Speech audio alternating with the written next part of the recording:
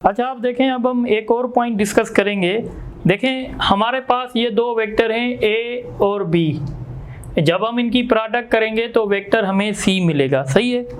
अब देखें, अगर हम ऐसा कर रहे हैं कि हम ए का डायरेक्शन रिवर्स कर रहे हैं और जब हम ए का डायरेक्शन रिवर्स करेंगे तो सी का डायरेक्शन भी रिवर्स हो जाएगा। अगर हम बी का डायरेक्शन रिवर्स करेंगे तो भी सी का डायरेक्शन रिवर्स हो जाएगा। पर एक बात याद रखिएगा, अगर साइमल्टेनियसली हम ए का डायरेक्शन भी रिवर्स करें और बी का डायरेक्शन भी रिवर्स करें तो सी का डायरेक्शन चेंज नहीं होगा। मेरी बात आप समझ रहे हैं? मैं ये कह रहा हूँ कि सपोज करें हमारा ए वेक्टर यहाँ था और बी वेक्टर हमारा ये है, ठीक है। हम कर रहे थे ए क्रॉस बी। जब हमने ए क्रॉस बी किया तो हमें ए क्रॉस बी का जो डायरेक्शन मिलेगा वो कहाँ मिलेगा? अपवर्ड। तो ये हमें मिल गया अपवर्ड। अब इसी तरीके से हमने ए का डायरेक्शन रिवर्स कर दिया, ये हमने ए का डायरेक्शन रिवर्स कर दिया और ये हमारा बी का डायरेक्शन है। अब हम अगेन यहाँ पे ही राइट हैंड रूल यूज़ करेंगे तो आप देखेंगे इस तरीके से। अब क्या होगा, ये हमारा वेक्टर ए है और इसको कर्ल करना पड़ेगा बी के तरफ। तो आपने देखा हमने सिर्फ ए का डायरेक्शन रिवर्स किया, हमने ए का डायरेक्शन रिवर्स किया, बी का डायरेक्शन अगेन, बी का डायरेक्शन हमारा वही है, ठीक है। पर आप देखें ऐसा करने से क्या हुआ, अब आप ए क्रॉस बी कर रहे हैं तो अब आप देखें आपका थंब कहाँ पर है? बोर्ड के अंदर है। पर इस केस में अगर आप देखेंगे तो आपका थंब जो है वो बोर्ड से बाहर होगा। देखें ए क्रॉस बी, तो आपने ए का डायरेक्शन रिवर्स किया है। अगर आप ए का डायरेक्शन रिवर्स कर रहे हैं तो देखें सी का डायरेक्शन भी रिवर्स हो गया। इसी तरीके से अगर आप ए का डायरेक्शन सेम रखें, बी का डायरेक्शन रिवर्स कर दें। अभी आपने बी का डायरेक्शन रिवर्स किया है तो अगेन आप देखेंगे कि ये ए है, ये बी है। तो देखें अगेन आपका जो ए क्रॉस बी का डायरेक्शन जो है वो चेंज हो गया है। पर अगर आप दोनों का डायरेक्शन चेंज करेंगे तो दोनों का डायरेक्शन चेंज करने से ऐसा कोई भी फर्क नहीं पड़ेगा। तो हम लिखेंगे 3 पॉइंट लिखेंगे। If direction of A is reversed only then direction of C will be reversed। Reverse का मतलब है अगर पहले ए क्रॉस बी अपवर्ड था और आपने ए का डायरेक्शन रिवर्स कर दिया तो बी क्रॉस ए का डायरेक्शन भी अल्टीमेटली रिवर्स हो जाएगा। इसी तरीके से अगर आप if direction of B is reversed only, अगर आप सिर्फ बी का डायरेक्शन रिवर्स कर रहे हैं फिर भी क्या होगा? Then direction of C will be reverse, C का डायरेक्शन भी रिवर्स हो जाएगा। पर अगर आप दोनों का डायरेक्शन साइमल्टेनियसली रिवर्स कर रहे हैं, if direction of A and B both are reversed, दोनों का डायरेक्शन रिवर्स करेंगे तो फिर क्या होगा? Then direction of C will remain same, दोनों का डायरेक्शन सेम रहेगा। ये हम आगे जाके बात डिस्कस करेंगे चैप्टर नंबर 5 में। जैसे टॉर्क होता है, टॉर्क क्रॉस प्रोडक्ट है पोजीशन वेक्टर की और फोर्स की। आपसे कहते हैं कि अगर हमने पोजीशन वेक्टर का डायरेक्शन रिवर्स किया तो क्या होगा? तो आप कहेंगे टॉर्क का डायरेक्शन रिवर्स हो जाएगा। आपसे कोई कहेगा हमने फोर्स का डायरेक्शन रिवर्स किया है तो आप कहेंगे टॉर्क का डायरेक्शन रिवर्स हो जाएगा। पर आप अगर कह रहे हैं कि हमने पोजीशन वेक्टर का डायरेक्शन भी रिवर्स किया है, फोर्स का डायरेक्शन भी रिवर्स किया है, तो टॉर्क के डायरेक्शन पे क्या फर्क पड़ेगा? तो उसका जवाब होगा कि टॉर्क का डायरेक्शन सेम रहेगा। तो ये वेक्टर प्रॉपर्टीज हैं जो आपको याद रखनी है। अब हम आगे चलते हैं और अब हम कुछ यूनिट वेक्टर्स की यहाँ पे बात करेंगे, पर उससे पहले हम प्रॉपर्टीज की बात कर लेते हैं। जैसे हमने डॉट प्रोडक्ट में बात की थी, यहाँ भी करेंगे। सो सबसे पहले बात करेंगे magnitude of cross product is maximum. Cross product का मैग्नीट्यूड मैक्सिमम कब होगा? अगर क्रॉस प्रोडक्ट के मैग्नीट्यूड की बात हो रही है तो क्रॉस प्रोडक्ट का मैग्नीट्यूड कैसे दिया जाता है? A magnitude, B magnitude, sine theta, और ये थीटा क्या होता है, ए और बी के बीच में एंगल। अगर आप इसको मैक्सिमम रखना चाहते हैं तो ऐसा करने के लिए आपको थीटा 90 डिग्री रखनी पड़ेगी, क्योंकि साइन 90 का वैल्यू मैक्सिमम होता है। तो क्रॉस प्रोडक्ट मैक्सिमम कब होगी, जब थीटा 90 डिग्री होगी। थीटा 90 डिग्री होगी मतलब vector A is perpendicular to vector B, यानी वेक्टर ए और वेक्टर बी जब आपस में नॉर्मल होंगे या आपस में परपेंडिकुलर होंगे। और मैक्सिमम क्रॉस प्रोडक्ट किसके बराबर होगी, तो मैक्सिमम क्रॉस प्रोडक्ट बराबर होगी मैग्नीट्यूड ऑफ ए और मैग्नीट्यूड ऑफ बी। इस तरीके से आप कहना चाहते हैं कि क्रॉस प्रोडक्ट जीरो कब होगी, cross product is zero when cross product is zero. तो बात बिल्कुल सिंपल है, जब थीटा का वैल्यू जीरो होगा। जब थीटा का वैल्यू जीरो होगा तो साइन थीटा अल्टीमेटली जीरो हो जाएगी, और जीरो जब किसी भी चीज से मल्टीप्लाई करेगा तो वो जीरो हो जाएगा। यानी हम कहेंगे when theta is 0 degree. Theta 0 degree का मतलब क्या होता है, vector A is parallel to vector B. Vector A जब वेक्टर बी के साथ पैरेलल होगा तो ए क्रॉस बी का मैग्नीट्यूड जो है वो 0 आ जाएगा। ठीक है, तो इस तरीके से हम कह सकते हैं। या यहाँ पे वो भी बात होगी जो हम वहाँ पे करके आए थे। तो यहाँ पे एक प्रॉपर्टी ये भी हो सकती है कि थीटा 0 हो, या ये भी हो सकता है कि ए का मैग्नीट्यूड 0 हो, ऐसे भी होता है। या ये भी हो सकता है कि बी का मैग्नीट्यूड 0 हो। ठीक है, इसी तरीके से हम ये भी सीख सकते हैं। सपोज अब हम बात कर रहे हैं सेल्फ क्रॉस प्रोडक्ट। तो सेल्फ क्रॉस प्रोडक्ट हमेशा किसके बराबर होगी, 0 के बराबर होगी। ये इसलिए 0 के बराबर होगी क्योंकि जब हम ए क्रॉस ए की बात करेंगे तो ए वेक्टर ए के साथ पैरेलल होता है, और जब पैरेलल होगा तो उनके बीच में एंगल 0 डिग्री होगी, और जब एंगल 0 डिग्री होगी तो क्रॉस प्रोडक्ट 0 के बराबर होगी। तो लिहाजा मैं ये लिख लेता हूँ, ए क्रॉस ए जो है वो 0 होगी। रीज़न क्या है कि इनके बीच में एंगल जो है वो 0 डिग्री होगी। ठीक है, तो self cross product is always 0। ठीक है, अब आप यहाँ से कुछ बातें सीख सकते हैं। जैसे अगर मैं लिख रहा हूँ आई क्रॉस आई, तो आई क्रॉस आई क्या है, सेल्फ क्रॉस प्रोडक्ट है, तो क्या आएगा 0। इसी तरीके से मैं अगर लिख रहा हूँ जे क्रॉस जे, तो जे क्रॉस जे क्या होगा, अगेन इट विल बी 0। इसी तरीके से मैं लिख रहा हूँ के क्रॉस के, अगेन वी विल गेट 0। तो ये 0 के बराबर होगा। अब यहाँ से कुछ हम और बात करेंगे। तो आप यहाँ देखें, ये हम यूनिट वेक्टर्स की अब हम बात करेंगे, आई जे और के। ये आपको पता है, ये हमारे पास यूनिट वेक्टर्स होते हैं, एक्स एक्सिस, वाई एक्सिस और जेड एक्सिस।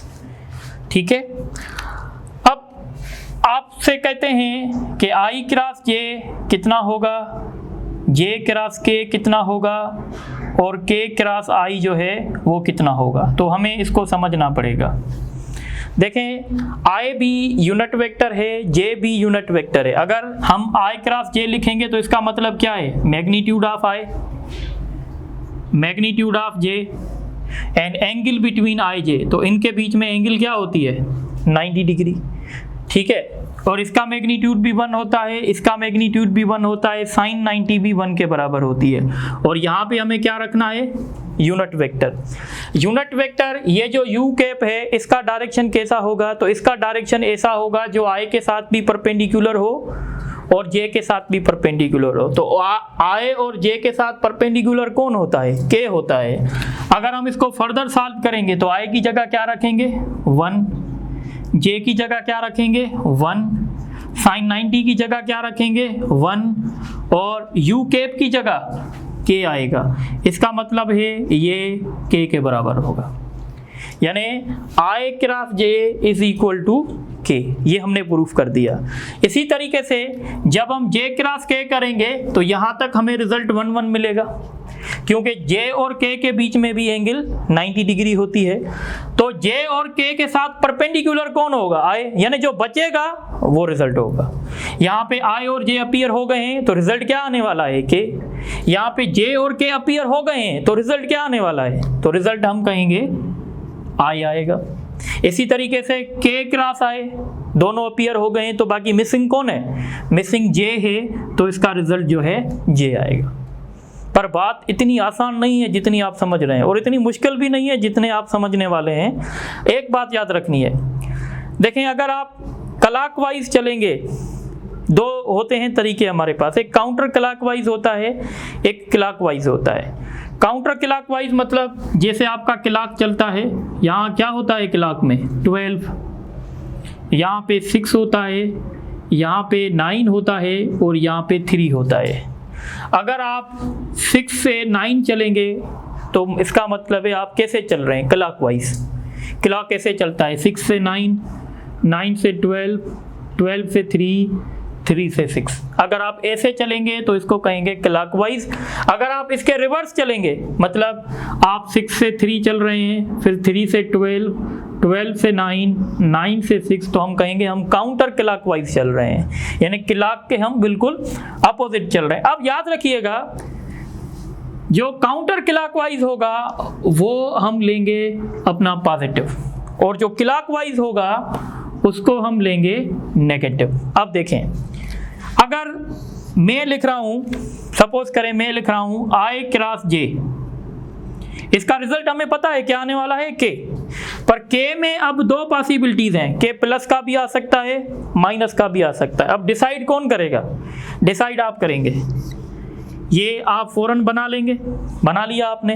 अब i और j आप देखें कैसे जा रहे हैं, i j आप ऐसे जा रहे हैं, इसका मतलब है आप कैसे जा रहे हैं? आप काउंटर क्लॉकवाइज जा रहे हैं। जब काउंटर क्लॉकवाइज जाएंगे तो वैल्यू क्या होगा? प्लस में।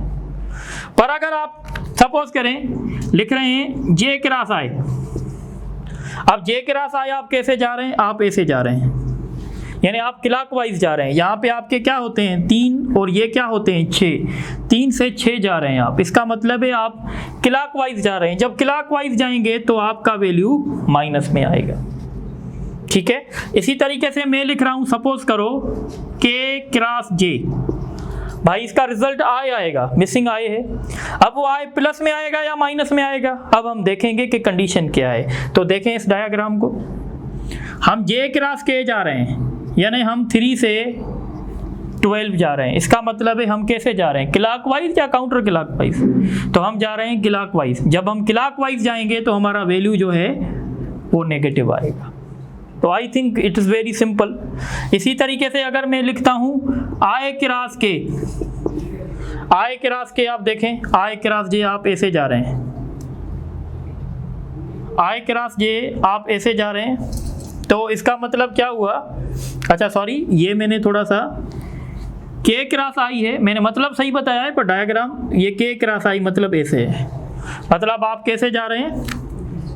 k क्रॉस i मतलब आप क्लॉकवाइज ही जा रहे हैं ना, 12 से 3 आप जा रहे हैं, तो k क्रॉस j आपका माइनस i ही होगा, बिल्कुल सही है। इसी तरीके से आप देखें i cross k, i cross k आप कैसे जा रहे हैं? इस तरीके से आप फिर से जो है वो क्लॉकवाइज जा रहे हैं। जब आप क्लॉकवाइज जा रहे हैं तो आपका वैल्यू क्या आना चाहिए? माइनस में। अब देखें मिसिंग कौन है? j है, पर j किस में आएगा? j आएगा माइनस में। अच्छा, इसको दोबारा आप समझ लें, क्योंकि देखें k क्रॉस j है, k क्रॉस j मतलब जो मिसिंग है वो हमारा रिजल्ट होगा। मिसिंग क्या है? i। अब k क्रॉस j मतलब हम कैसे आ रहे हैं? हम आ रहे हैं क्लॉकवाइज। 12 से 3 कौन आता है? क्लॉक आता है। तो जब हम क्लॉकवाइज चलेंगे तो हमारा वैल्यू जो है वो नेगेटिव आएगा। तो ये सिंपल सी हिंट है, आप इनको नोट करें तो फिर और आगे डिस्कस करते हैं।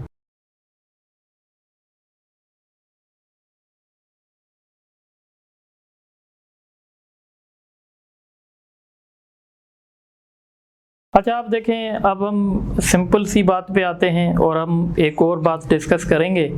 देखें, सपोज करें आपको वेक्टर ए बी जो है वो रेक्टेंगुलर कंपोनेंट्स में दिया जा रहा है, और वेक्टर बी भी आपको रेक्टेंगुलर कंपोनेंट्स में दिया जा रहा है, तो अब आपको vector A cross B find करना है। तो हम कैसे करेंगे?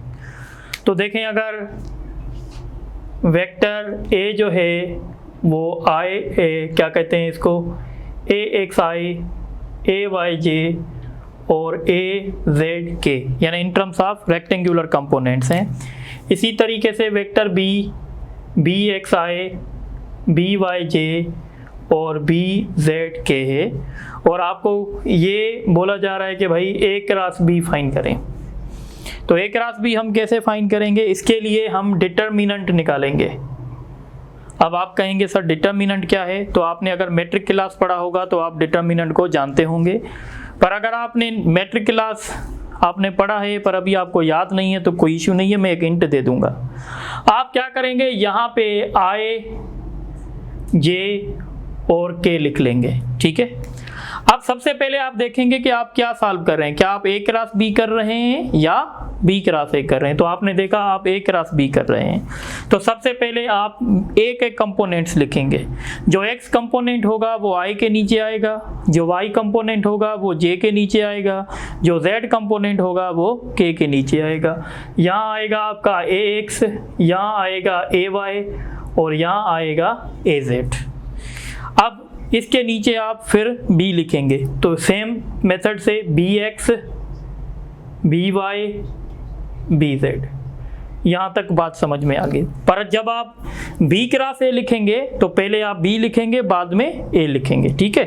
अब इसको सॉल्व करने का तरीका देखें। सबसे पहले आप ये i उठाएं। जब आप i उठाएंगे ना तो आप इसको भूल जाएंगे, यानी ये b डिलीट हो जाएंगे, ये भी डिलीट हो जाएंगे। बाकी क्या बचा? अगर ऊपर वाला भी चला गया तो ये बचा।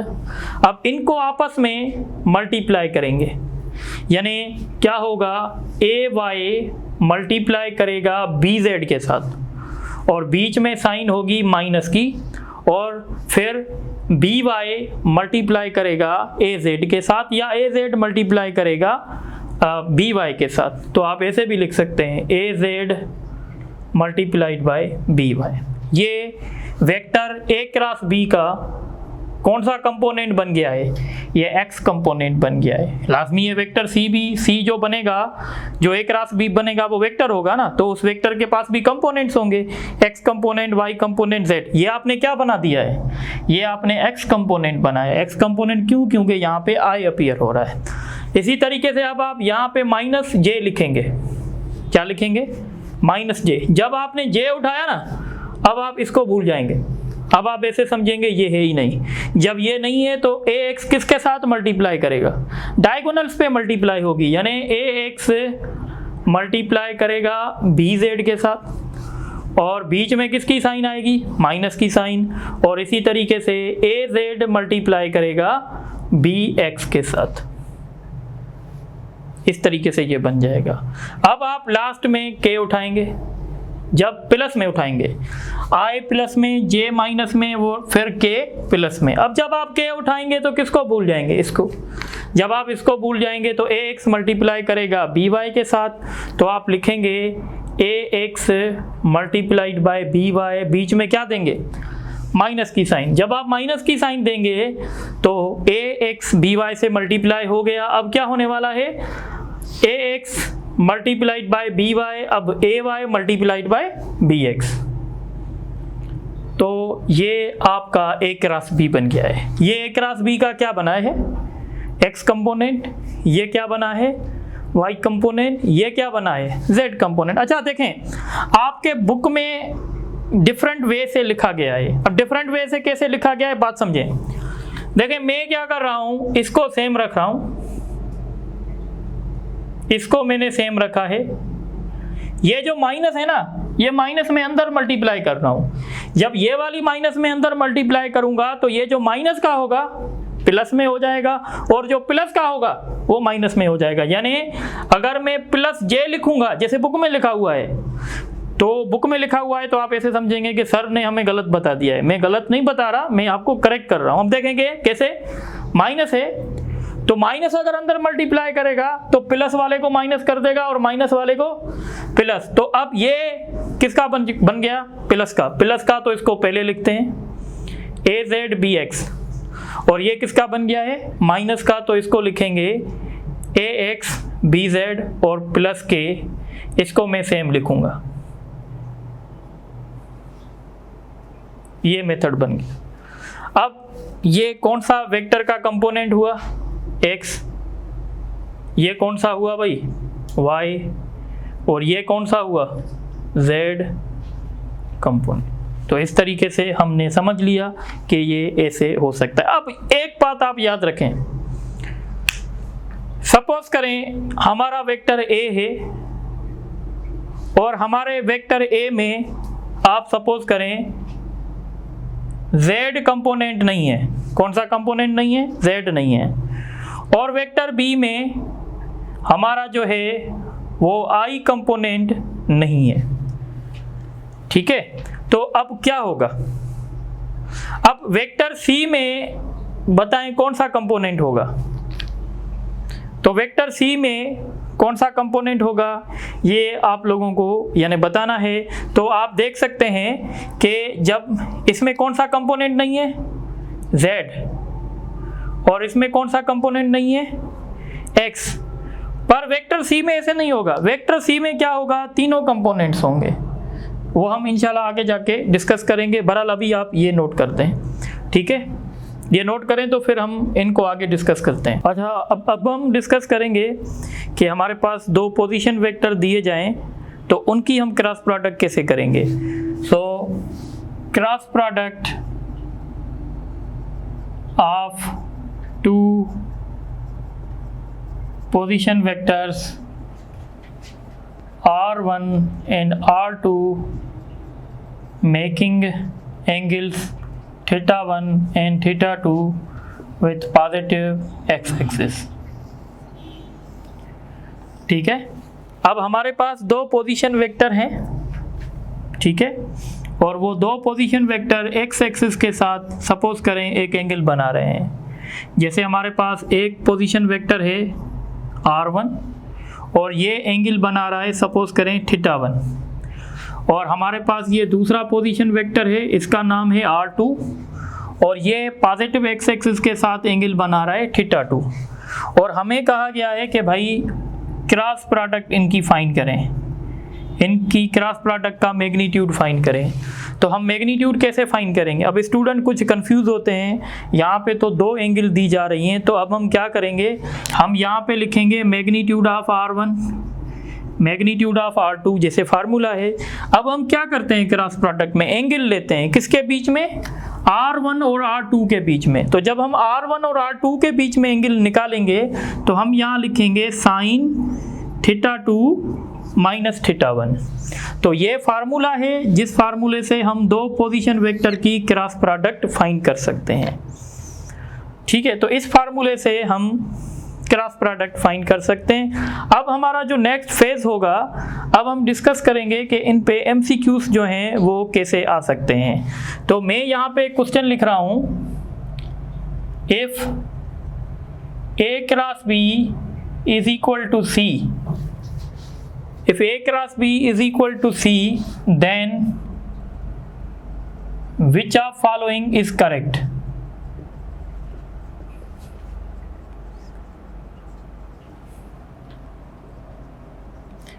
Option A, C is normal to A.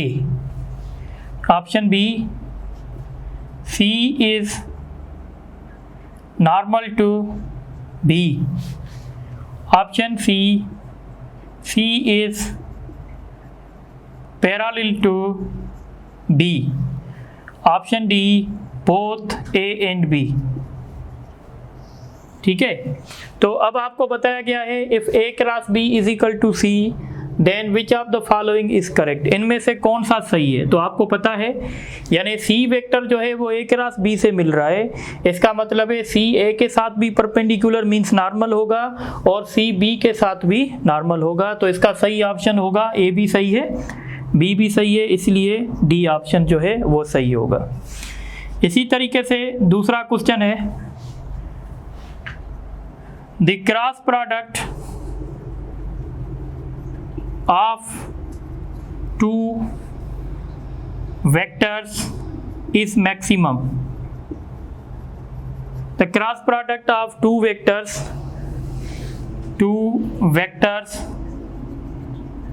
A and B is maximum then option A is parallel to B, option B A is unit vector of B, option C A is normal to B, option D none of these. ठीक है, तो मैंने आपको बताया था अगर दो vector की क्रॉस प्रोडक्ट मैक्सिमम है इसका मतलब है दोनों वेक्टर आपस में परपेंडिकुलर का दूसरा नाम नॉर्मल होता है, तो इसका राइट ऑप्शन सी होगा। इसी तरीके से एक और क्वेश्चन देखें, दी वेक्टर प्रोडक्ट, ये मेरान यूनिवर्सिटी में क्वेश्चन आया था, the vector product of two vectors A and B is given by, the vector product of two vectors A and B is given by, कैसे देंगे? Option A magnitude B magnitude cos theta u cap, option B A magnitude B magnitude sine theta, option C A magnitude B magnitude tangent theta, option D A magnitude B magnitude sine theta u cap. तो कौन सा option सही है इसमें से? तो देखें यहाँ पे आपसे मैग्नीट्यूड नहीं पूछ रहे, कंप्लीट पूछ रहे हैं, तो कंप्लीट में हम क्या देंगे? मैग्नीट्यूड भी देंगे और डायरेक्शन भी देंगे। तो ये वाला जो ऑप्शन है इसमें सिर्फ और सिर्फ मैग्नीट्यूड बताया गया है, पर हमें कंप्लीट इंफॉर्मेशन देनी है, तो ये यहाँ तक मैग्नीट्यूड बताएगा और ये यहाँ पे डायरेक्शन बताएगा। तो हम दो वेक्टर की क्रॉस प्रोडक्ट कैसे देंगे? Magnitude of A, magnitude of B, sine theta और हम यू कैप भी इसमें दे देंगे, तो इसका ऑप्शन डी सही होगा। तो आप ये नोट कर लें, तो फिर और एमसीक्यूज करते हैं।